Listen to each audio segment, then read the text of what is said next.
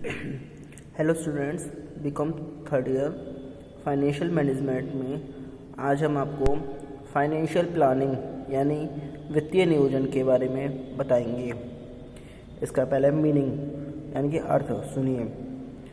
जब कोई उद्यमी किसी नवीन उपक्रम की स्थापना के लिए गंभीरता से विचार करता है तो सर्वप्रथम वह प्रस्तावित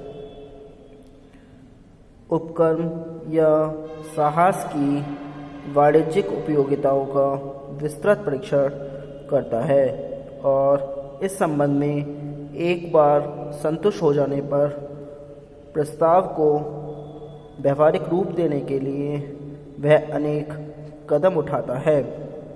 इनमें सबसे महत्वपूर्ण कदम वित्तीय पहलू का होता है, अर्थात व्यवसाय के कार्य संचालन के लिए आवश्यक पूंजी की राशि एवं उसके स्वरूप के विषय में उचित निर्णय लेना।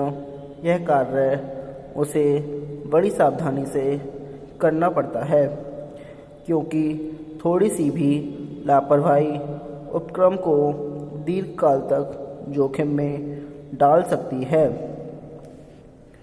अब आता है फाइनेंशियल प्लानिंग डिफाइंड यानी वित्तीय नियोजन की परिभाषा। वित्तीय नियोजन की परिभाषाएं विभिन्न विद्वानों द्वारा विभिन्न अर्थों में दी गई हैं। सामान्यतः वित्तीय नियोजन का आशय ऐसी भावी वित्तीय क्रियाओं के पूर्व निर्धारण से है जो संस्था के मुख्य लक्ष्य की पूर्ति के लिए अनिवार्य रूप से की जाती है। कुछ विद्वानों के अनुसार वित्तीय नियोजन से अभिप्राय संस्था की आवश्यक पूंजी के पूर्वानुमान व पूंजी ढांचा निर्धारित करने से होता है,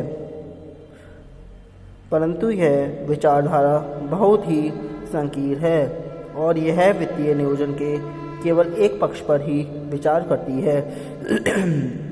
कुछ अन्य लोगों ने वित्तीय नियोजन के दो प्रमुख पहलू बताए हैं। प्रथम, यह संस्था के पूंजी ढांचे को इंगित करता है और दूसरे संस्था द्वारा अपनाई गई या अपनाई जाने वाली वित्तीय नीतियों को स्पष्ट करता है। व्यापक अर्थ में देखा जाए तो वित्तीय नियोजन में वित्तीय लक्ष्यों का निर्धारण, वित्तीय नीतियों का निर्धारण और वित्तीय कार्यविधियों का विकास करना शामिल किया जाता है। आर्थर एस डेविंग के मतानुसार वित्तीय नियोजन में निम्न क्रियाएं शामिल होती हैं। नंबर फर्स्ट, पूंजीकरण निर्धारित करना यानी अर्थात पूंजी की आवश्यक मात्रा का निर्धारण करना। सेकंड पॉइंट, पूंजी ढांचा तैयार करना अर्थात पूंजी प्राप्ति के विभिन्न साधनों को निश्चित करना और विभिन्न प्रतिभूतियों का पारस्परिक अनुपात निर्धारित करना। नंबर थर्ड, पूंजी का उचित प्रबंध करना अर्थात संपत्तियों का प्रबंध करना। वाल्कर एंड वेघम के according financial planning pertains only to the function of finance and includes the determination of the firm's financial objectives, formulating and promulgating financial policies and developing financial procedures। यानी इसका मतलब है वित्तीय नियोजन वित्त कार्य से संबंधित है, जिसमें फर्म संस्था के वित्तीय लक्ष्यों का निर्धारण, वित्तीय नीतियों का निर्माण एवं अनुगमन तथा वित्तीय कार्यविधियों का विकास सम्मिलित है। इस परिभाषा के आधार पर वित्तीय नियोजन के मुख्य तत्व होते हैं। नंबर फर्स्ट, वित्तीय उद्देश्यों का निर्धारण यानी डिटर्मिनेशन ऑफ फाइनेंशियल ऑब्जेक्टिव्स। वित्तीय नियोजन का पहला तत्व संस्था के दीर्घकालीन व अल्पकालीन वित्तीय उद्देश्यों का निर्धारण होता है। ये वित्तीय उद्देश्य संस्था के आधारभूत उद्देश्य के समरूप होते हैं और इनसे वित्त कार्य में लगे हुए सेवी वर्गियों को दिशा निर्देश मिलता है। दीर्घकालीन वित्तीय उद्देश्य उत्पादन के साधनों का अधिकतम कुशलतम एवं मितव्ययी प्रयोग होता है। नंबर 2 आता है वित्तीय नीतियों का निर्माण, यानी फॉर्मुलेशन ऑफ फाइनेंशियल पॉलिसीज। वित्तीय लक्ष्यों के अनुरूप वित्तीय नीतियों का निर्माण करना वित्तीय योजना का दूसरा तत्व है। वित्त विभाग में कार्यरत विभिन्न अधिकारियों के द्वारा ही इन नीतियों का निर्माण किया जाता है। वित्तीय उद्देश्यों के संबंध में यह स्पष्ट रूप से पूर्व निर्धारित करना पड़ता है कि इन उद्देश्यों की प्राप्ति के लिए संस्था द्वारा कौन सी नीति अपनाई जाएगी। नंबर 3 आता है वित्तीय कार्यविधियों का विकास, डेवलपिंग फाइनेंशियल प्रोसीडर्स। वित्तीय उद्देश्यों के समरूप निर्मित वित्तीय नीतियों के क्रियान्वयन हेतु यह आवश्यक हो जाता है कि वित्तीय कार्यविधि का भी विकास कर लिया जाए। इस प्रकार वित्तीय कार्यविधि का विकास वित्तीय नियोजन का तीसरा तत्व होता है। आगे देखिए, टाइप्स ऑफ फाइनेंशियल प्लानिंग, यानी वित्तीय नियोजन के प्रकार। फर्स्ट है शॉर्ट टर्म फाइनेंशियल प्लानिंग, यानी अल्पकालीन वित्तीय नियोजन। अल्पकालीन वित्तीय नियोजन के अंतर्गत सामान्यतः 1 वर्ष की अवधि के लिए योजनाएं बनाई जाती हैं। इस प्रकार की योजनाएं मुख्य रूप से कार्यशील पूंजी के प्रबंध हेतु तैयार की जाती है ताकि संस्था के वित्तीय साधनों कोषों में आवश्यक तरलता बनी रहे। Second point, medium term financial planning, यानी मध्यमकालीन वित्तीय नियोजन। सामान्यतः 1 वर्ष से अधिक परंतु 5 वर्ष से कम अवधि के लिए जब वित्तीय योजनाएं बनाई जाती हैं तो उसे मध्यमकालीन वित्तीय नियोजन की प्रक्रिया कहते हैं। Number 3, long term financial planning, यानी दीर्घकालीन वित्तीय नियोजन। दीर्घकालीन वित्तीय नियोजन का संबंध उन सभी वित्तीय योजनाओं से होता है जो 5 वर्ष से अधिक अवधि के लिए बनाई जाती हैं।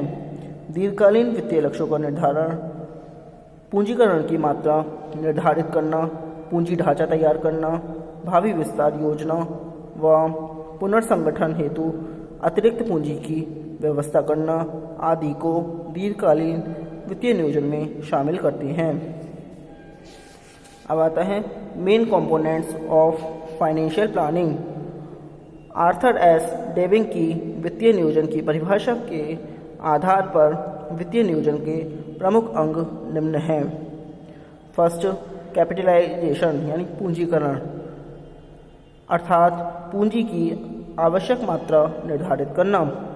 सेकंड, कैपिटल स्ट्रक्चर, पूंजी ढांचा, अर्थात पूंजी प्राप्ति के विभिन्न साधनों को निश्चित करना और विभिन्न प्रतिभूतियों का पारस्परिक अनुपात निर्धारित करना।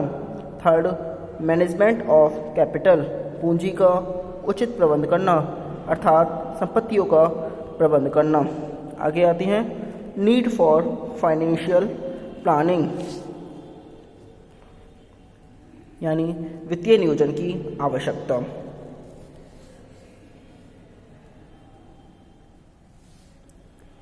वित्तीय नियोजन एक आवश्यक एवं महत्वपूर्ण वित्तीय प्रक्रिया है। दीर्घकालीन, मध्यमकालीन और अल्पकालीन वित्तीय योजनाओं के सभी पहलू संस्था की लाभार्जन शक्ति, लाभोत्पादकता व शोधन क्षमता को प्रभावित करते हैं। सामान्यतः वित्तीय नियोजन की आवश्यकता एवं इसका महत्व अग्र कारणों से है। Number first, successful promotion of business, यानी व्यवसाय का सफल प्रवर्तन। एक नवीन उपक्रम का सफल प्रवर्तन उस समय तक नहीं हो पाता जब तक कि उस उपक्रम के प्रारंभिक आकार व भावी विस्तार को ध्यान में रखकर एक लोचपूर्ण वित्तीय योजना तैयार ना कर ली जाए।